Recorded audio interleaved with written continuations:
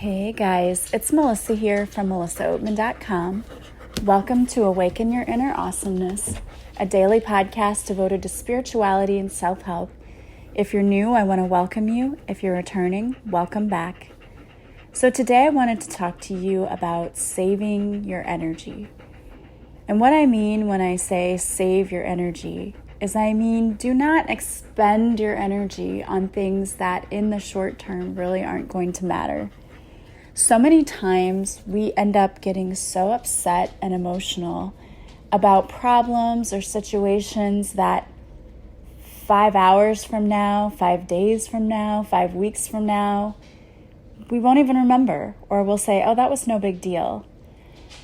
But we waste our precious energy getting upset, not knowing what to do, overreacting, letting our emotions get the best of us. And I will be the first person to tell you that I still do this sometimes. It's still a lesson for me that I have to learn. I still find that I am constantly being tested about whether or not I'm going to allow little things to cause me to lose my cool. And I would say that proudly, most of the time, I pass. But there's still that 0.1% of the time that I allow things to get to me and get under my skin. And of course, a lot of things go into this. Like, there are a lot of things to take into consideration. Like, were you tired that day? Were you sick? For us females, is it that time of month? But all of those things really do affect you. They do. And I know that when I'm sick or if I'm tired, I'm just not feeling well anyway, and I'm not feeling myself, that's when I notice myself forgetting that lesson. That's when I allow things to get to me because my energy is already low anyway. I'm not operating on my full energy system. And so when something happens, I'm not in the right frame of mind to think to myself, okay, just stop for a minute.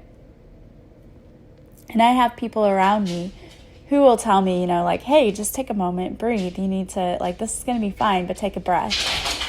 And unfortunately, I do still have to be reminded that sometimes. Sorry, guys. Every time I go to record a podcast, Nate and Nala think it's time to start playing, and that's what you're hearing in the background, trying to quiet them down a little. Anyway, back to what I was saying. I will still sometimes have moments where I have to be reminded that I need to take a breath. No one is perfect. We are all learning. And you're not going to pass every test with flying colors, because if you did, you won't be tested on that again. Most of us are pretty good at controlling our emotions, but it's those little times, those times when we forget and we just start flying off the handle. And I don't know about you, but when I lose it and I lose that control over my emotions, it's hard for me to pull myself out of that. Once I start to get upset, to bring myself back to a normal place is difficult. And I have to say that the universe is extremely funny. Because as I'm sitting here trying to record this podcast about not losing it and not getting, out of balance with my emotions, my son came in 3 times and interrupted the recording. Nala barked 4 times and I had to start over. And my brother came in and was started talking to the dogs really loudly. I don't have a dedicated space to do this podcast because it's just something that I do for free. So I run into this a lot. And as I'm sitting here talking about balancing my emotions, I'm realizing that the universe is testing me as I'm talking to you about it, which is just hilarious. And so the universe, oh, well, as you're telling everyone else about this lesson and how you still have to pass this test, we're going to bring this up. So I took a breath, stopped recording, went back and trimmed the recording 7 times, and then found a quiet place. But my point is, just as the universe was trying to show me, that Flying off the handle isn't going to solve anything. It's not going to help anything. If I would have sat there and like yelled at each and every one of my family members, although I have to admit I did sort of raise my voice to Nala. She is just so hyper. Any of you who have puppies, you understand she's just a ball of energy. And she barks at nothing, absolutely nothing. But it's part of her charm, I guess. You know, we wouldn't get anything accomplished. I wouldn't get any more accomplished if I just sat there screaming at my family all day. I would just look like a crazy person, and I would be spending all of the energy that I could have used doing something more productive, like actually recording a podcast. And I would have spent it yelling at my family, which again, does nothing, didn't get me any closer to my goal. Instead, I chose to take a deep breath, regroup, fix what I needed to fix, walk into the other room and take a moment and find a place of stillness. And my point is that it's not too late, no matter what happens, when you start to feel yourself losing it. And you know when it starts to happen, you know. The best thing that you can do is to stop what you're doing. Whatever you need to visualize, I really visualize a rewind button. And those of you that are really young, you may not even know what that looks like anymore. I don't know. But I visualize the rewind button. Because for me, that's the symbol of, hey, dial it back a little bit, right? You're going off the deep end. You need to rewind this and set this back on course. And that's what I do. I always say to myself, rewind, delete. And then I replace whatever was going on with something more positive. And although in the moment it seems like that might be a difficult thing to do, I'm telling you that you're going to feel so much better when you do. Flying off the handle does not make you feel better. For me, anyway, anytime I would fly off the handle, and it was so easy to do because growing up, that's what I witnessed all the time. And so getting mad and yelling and screaming, it might make you feel better temporarily because you get out your emotions, but afterwards you're like, well, I just look like a raving lunatic, and now I have to go apologize to all the people that I yelled at, or if I don't apologize to them, I'm just going to feel guilty and have more pent-up emotions because I feel bad about what I said to them. When you learn how to control your emotions, when you learn to rewind, delete, take a deep breath, and go within and decide. And it is a choice. I'm here to tell you it is a choice. In every second of every day, it's a choice whether you let things get to you or not. But you say rewind, delete, and then you change your thought. Change your thought, and you can. And eventually, you're actually changing the wiring of your brain. It's crazy, but it's true, and there's actually scientific evidence to back this up, that you can totally change the way that your brain is wired so that when something happens that isn't pleasant, you don't have to react the way that you used to. And eventually, it's just going to become second nature, and things will test you, and you're going to pass. And like I said, you'll have your moments, because when we're sick or we're tired, or we've just had a lot, it's like the weight of the world is on your shoulders and it's the straw that broke the camel's back. I mean, those times are going to test you. They will. But I absolutely believe and have faith that you can pass. And I know that I can too, because I definitely don't let things bother me the way they used to. And every time I don't let something bother me, I feel like I immediately get rewarded by the universe. Seriously, I'm not even kidding. When something happens, I'm like, oh my gosh, this is awful, and what am I going to do? And then I just say that rewind, delete, and I imagine rewinding my day, and I say, okay, universe, this is a test. I know it's a test. I'm not going to get upset. I know that I'm taken care of. I know this is going to work out. It's going to be fine. No big deal. And whatever happens, I'll deal with it. It's fine. And in those situations, things will pop up that were unexpected that actually go in my favor and help me out.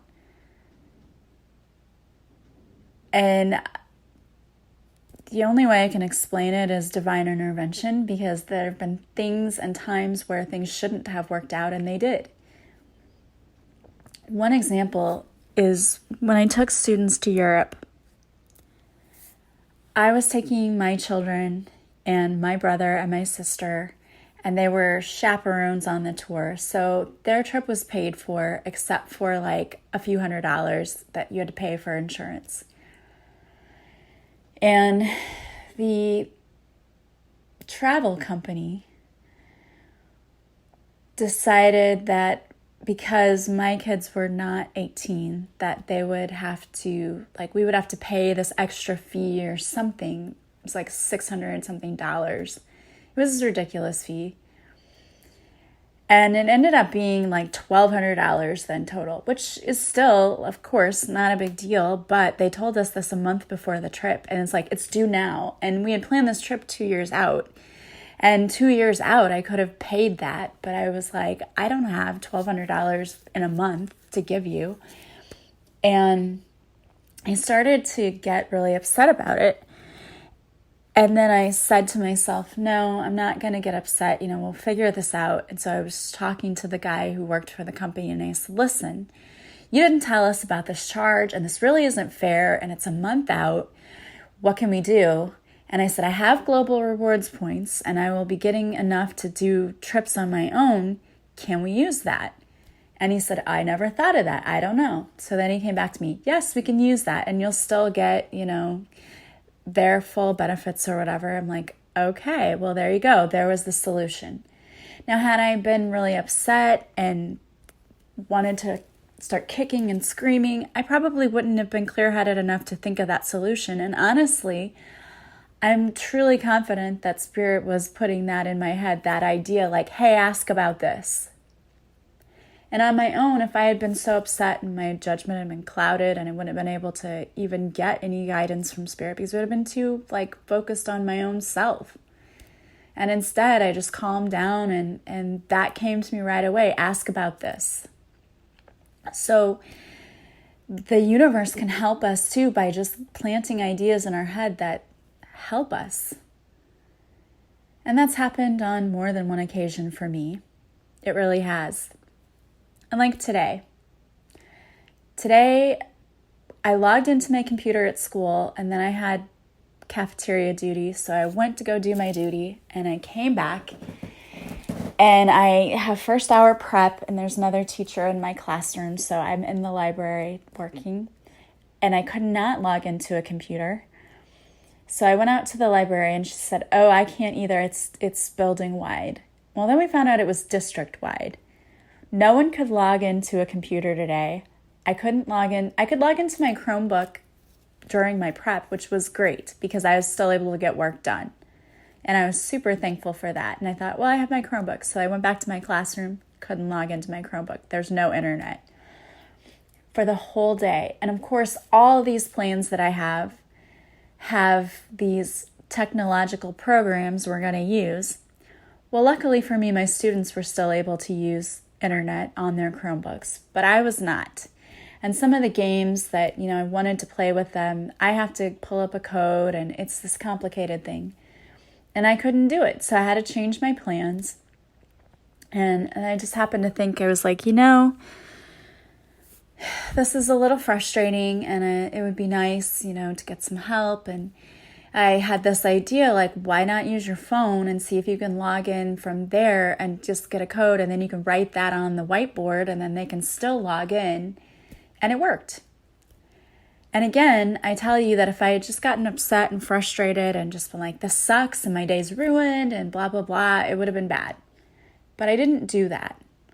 I was a little frustrated at first. But, there were days when we taught when we didn't have technology. So it's like, what do you do? Okay, we got to pull out these tried and true activities, whiteboards. Okay, we're going to do that. And it was a little bit of a long day because we were having to improvise every hour. And each hour I teach a different class. So for each hour, I was like, okay, what am I going to do now? And it, was last minute because during my prep, I didn't realize I wasn't going to have computer all day. But it worked out and it was fine. It also made me really appreciate technology when it works. So it was an interesting day. But again, and as my friend Jay pointed out to me, like, I think that was a lesson. And I was like, yeah, it probably was. And I'm sure it was. And as I said, we will be tested. And when we pass those tests, sometimes then the universe doesn't have to test us over that anymore. But sometimes, I think personally, at least from what I've experienced, even when I feel like, I passed that test, sometimes the universe will circle back and throw it back at you one more time just to be like, you sure? But the thing to realize is we're not being punished. We're just trying to see how well we've learned, we've grown, we've evolved. And when you pass those little tests, you should celebrate yourself and you should be proud because that's progress.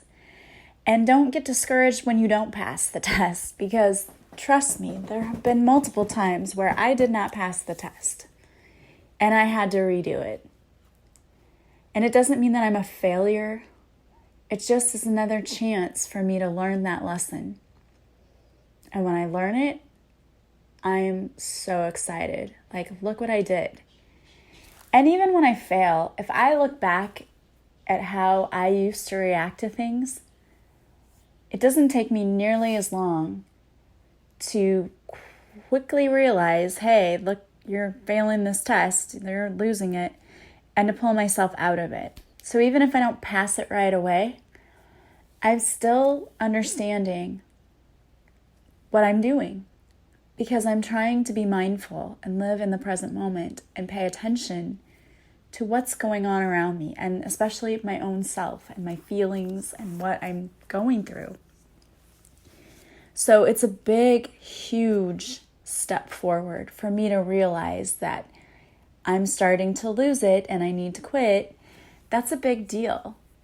And when I compare where I was 6 months ago to where I am now, I'm in a much different place and a much better place. So when you feel like, oh my gosh, I'm never going to get this, I always lose my temper, you're probably doing better than you did a few months ago. And a few months from now, you're going to be doing better than you're doing now. So don't be too hard on yourself. Be gentle, be understanding. You're going to get there. It just takes practice and it just takes time. But you're going to do it. It gets better. It honestly gets better. And you're going to be better. It just takes time. It takes practice.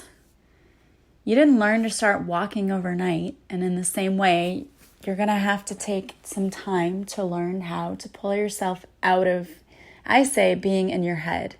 Because it's being in your head. When your ego steps in and says, oh my gosh, it's going to be a terrible day and look at all the things that are going wrong, it's just going to get worse. That's your ego. That's fear. That's fear-based thinking. You're just trying to predict all the things that could possibly go wrong to mentally prepare yourself. But honestly, when we do that, we're calling more of it in. When you say, you know what, it's no big deal, it'll be worked out, I usually say, universe, take care of it. And then just go on with my life, go about my day and do other things. And it's amazing what happens when you do that. You certainly don't lose your energy. And we need our energy for much more important things. To be happy, to attract our soul family and our soul tribe, to live our best life possible. If we have to raise our energy field to meet all of the things we want to manifest, then we don't want to spend any time draining our energy over stupid things. And at the time, whatever it is might seem like a big deal. It's not a big deal. That was Nala. That would have driven me crazy just a few minutes ago. But you know what? I can't control what she does. And it's not a big deal in the grand scheme of things. And I'm not going to waste my energy on it. And I know that it's all going to be okay and it's going to work out. It's not worth losing any ounce of your peace at all. It's really not. You deserve to live the happiest life you can. And that's not going to be a life where you allow every little thing to rob you of your personal power and of your peace. There's Nala again. So before you let these little things get to you, think about it. Is it really going to matter an hour from now, 5 hours from now, 5 days from now? And if it's not, then quit jumping ahead and trying to, predict everything that's going to happen. Just relax. Relax, take a breath, and just say to the universe, take care of it. And then watch what happens. Watch how much better your life becomes when you don't waste your time on things that really don't matter. That's when the things that really do matter show up. And I want to thank you all for listening, and I wanted to pull a card for you. It is from the Kuan Yin Oracle deck. It is the Amaryllis Lute. It says, "You are growing fast and leaving fear behind. When your vibration changes, so too does your life. It's safe and loving for you to release that which no longer feels right for you. No matter how important it was in your old life, it might have the same place in your new life. Accept healing change now." I love that. Any time in your life, if something doesn't feel like it fits you, it doesn't feel right to you, let it go and don't feel bad about it. Even when it's people in our lives, we can't feel bad about it. If you're happy, that's great. But if a person's bringing you down, you don't have to put up with that. Or if it's family, and I know sometimes you do have to see them once in a while, just limit the amount of time you're around them. And speaking of family, I want to thank everyone who has sent prayers my way. I posted on Facebook that my great aunt, who was more like a grandma to me, fell down the stairs on Saturday. She's 93 or 94. She was getting her hair done at the beauty shop, and when she was walking up the stairs, she was at the third from the top stair, fell back, and she fell down the stairs. She hit her head. She had bleeding on the brain swelling. She was in ICU. They weren't really sure if she was going to make it, and then they weren't sure if she would have long-term effects like not even being able to speak. And I am glad to report that she is becoming more and more alert. She's out of ICU because she's stable. The swelling's gone down a little bit, and she is more alert. So it's progress. We're not out of the woods, but I can definitely feel all of your love and prayers, and I really, really want to thank you for that. I truly believe in the healing power of prayer, so thank you for that. And I want to thank you for listening. As always, if you like this podcast, please share it with others. If you would subscribe, that also helps others find me. If you go to my website and you subscribe to my website, you'll receive a free morning and evening meditation just as my gift to you. My way of saying thank you for following me. And I never send a ton of emails at all. You might get one every year. I don't know. I don't email very often. If you'd like to work with me, you can check out the services I offer on my website. If you want to book a session with me, you can do it through my website, but a lot of people just prefer to call me or email me or text me or send me a message, and that's fine too. So whatever you prefer is perfectly fine. I want to thank you again for being with me. I hope you have a beautiful day. I'm sending you massive love and light, and apparently so is Nala, and I will talk to you soon. Bye.